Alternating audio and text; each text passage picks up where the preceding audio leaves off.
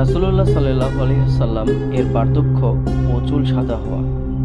রাসূলুল্লাহ সাল্লাল্লাহু আলাইহি ওয়াসাল্লাম এর চোখ ও দোকানের মধ্যবর্তী অংশের কিছু চুল সাদা হয়েছিল। তার মাথা ও দাড়িতে মাত্র 14টি সাদা চুল ছিল। আনাস রাদিয়াল্লাহু তাআলা আনহু হতে বর্ণিত, তিনি বলেন, আমি রাসূলুল্লাহ সাল্লাল্লাহু আলাইহি ওয়াসাল্লাম এর মাথা ও দাড়িতে মাত্র 14টি সাদা চুল গণনা করেছি। মাথায় তৈল ব্যবহার করলে সাদা চুল দেখা যেত না।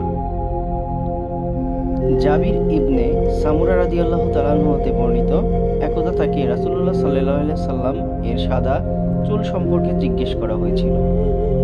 তখন তিনি বলেছেন, রাসূলুল্লাহ সাল্লাল্লাহু আলাইহি সাল্লাম যখন তার মাথায় তৈল ব্যবহার করতেন তখন সাদা চুল দেখা যেত না। পক্ষান্তরে তৈল ব্যবহার না করলে কয়েক গাছি চুল সাদা হয়েছে বলে মনে হতো।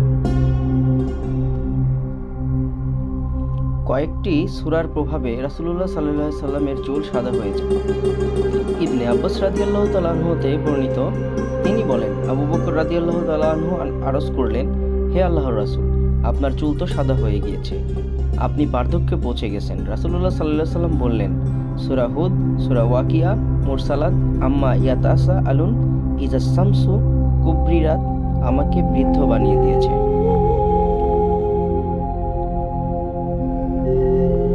রাসূলুল্লাহ সাল্লাল্লাহু আলাইহি সাল্লামের চুল সাদা হলেও লাল মনে হতো। রাসূলুল্লাহ সাল্লাল্লাহু আলাইহি সাল্লাম এর সিথি কাটার স্থানে কয়েকটি চুল সাদা ছিল।